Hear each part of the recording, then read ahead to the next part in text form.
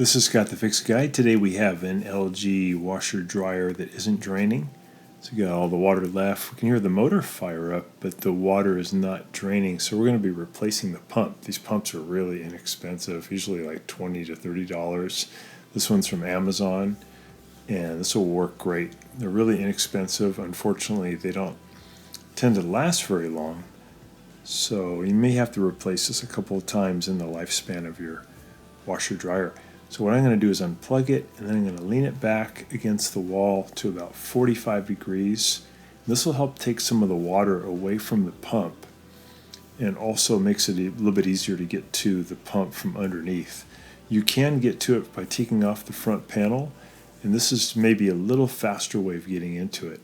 So I'm taking off this panel here at the bottom that covers the coin trap. I'm going to take out 2 Phillips head screws that are holding in this plastic plate, and then I'm going to pull the plate off, and that's going to expose a couple of Phillips head screws that are holding the pump assembly to the frame that I have to unloosen. It's actually a pretty fast procedure. So pull that out, and then you'll notice there's 2 Phillips head screws here. Some of these models have the pump assembly held in by bolts that are a little bit harder to get to, but a lot of them have these Phillips head screws on the front you can just pull out. Now I'm underneath the machine. It'd be good to put something underneath to help hold it up, maybe some bricks.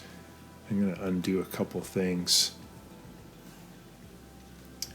One is to take the spade connectors, the power connectors, off of the pump. There's just 2 of them, so I'm going to use a pair of pliers to pull off one, pull off the other, and then I'll get them out of the way. And then there's just a couple of hoses that we have to pull off. There's a gray one at the top that brings water out of the dishwasher, and we're going to take that off that spring clamp with a pair of pliers. We're going to depress the spring clamp, and then we'll lift it up by about 1 inch to get it off of the rubber green boot that's holding it to the pump. It just kind of loosens it up, and then we can pull that hose off. There's a big black hose that goes between the tub and the pump that brings water to the pump. We're going to take that off the same way. We'll use the pliers to just depress the spring clamp and pull the spring clamp back by about 1.5 inches. So that's now removing the drain hose from the top of the pump.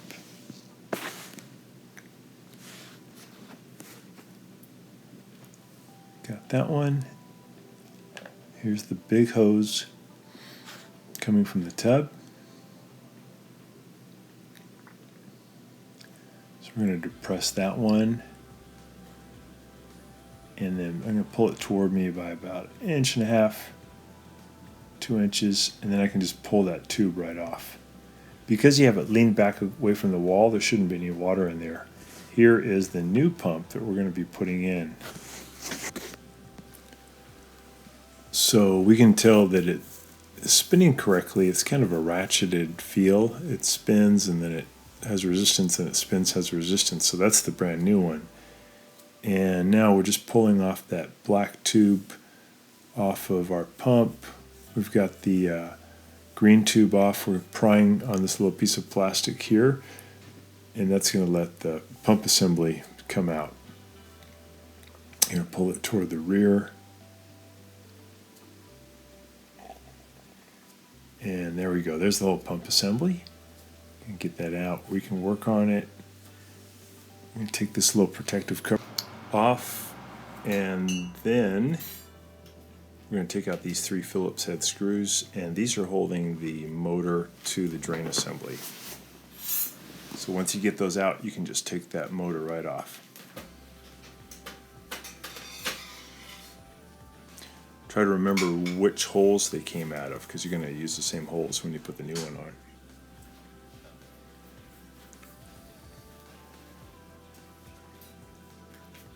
There we go. Pull that off. And there's the problem right there. The impeller, the plastic impeller, has fallen off the motor shaft. Usually these come loose, but they're still kind of there. This one's actually fallen off.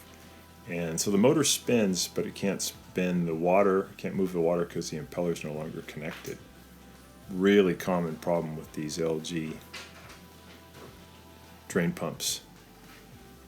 So we're just going to put the new one in position, push it down hard so that it locks in, and then we'll put those screws right back where they were originally.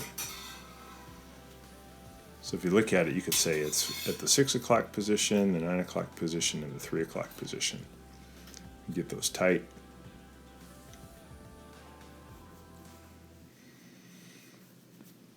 Just confirm they're on there good, so there's no gap. And then we're going to put this little protective cover back on.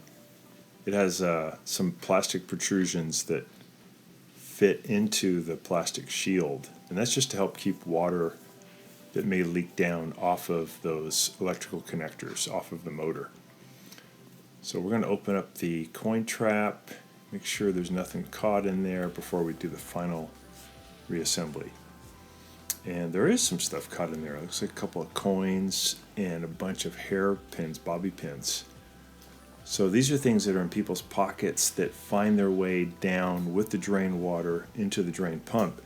And something that's metal and long, like a bobby pin, can actually push in and hit the impeller at high speed, and that can be what causes the impeller to break off. So you got to be really careful that you make sure all your pockets have all the metal stuff out before you do your wash. So now we're going to screw the coin trap back in securely. Make sure it's in there really tight. And then we can put the whole drain assembly back into the washing machine. Remember, it's good to try to have this machine supported by maybe some bricks or something so there's no way it can fall on you. So we're going to push it forward, and prior to that we'll feed that little drain tube back through this hole, and then we're going to have this drain assembly fit into that groove there at the bottom. We're going to push it forward into the opening. There we go. Now we're back underneath. We're going to reattach everything. So we're putting the drain hose on first. That's the one with the green rubber boot. It's a gray hose.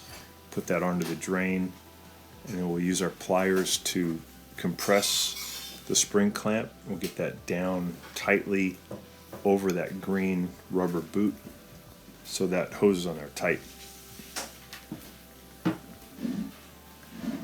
Take the black tube, same thing, we'll put that back over the drain assembly, and then we're going to use the pliers to compress the spring clamp, and we're going to make sure that that spring clamp is pushed away from us, really down there tight over the body of the drain assembly, so that there's no way that that black tube can come off. There's no way that it's loose, so we want to get it on there nice and tight.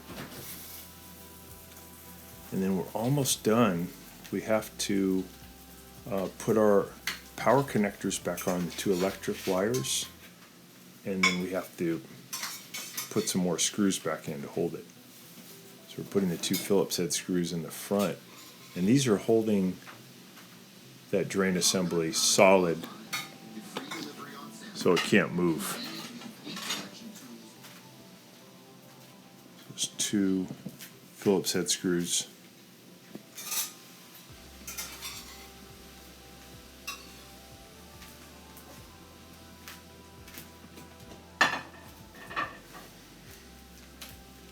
Kind of line up the hole, zip that in, and we'll do the other one.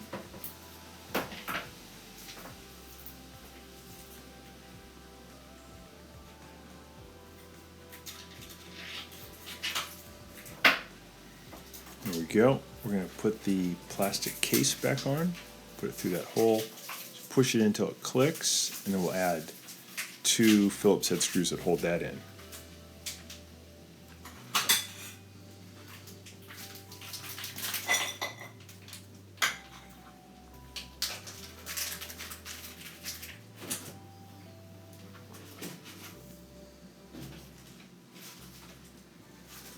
Got that one in.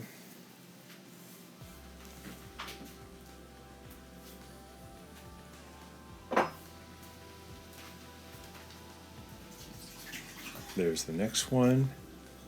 We're going to put the door back on, we'll just get this tube out of the way, get it secured. I'm going to just push that door in, hinge it in, and lock it.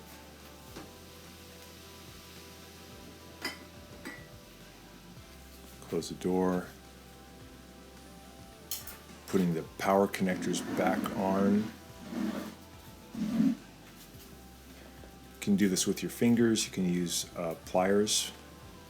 And these are just spade terminals, easy to push on, and then you're ready. It's all set to drain. Hope that's been helpful to you and you get your machine going. Thanks so much for watching, and please subscribe.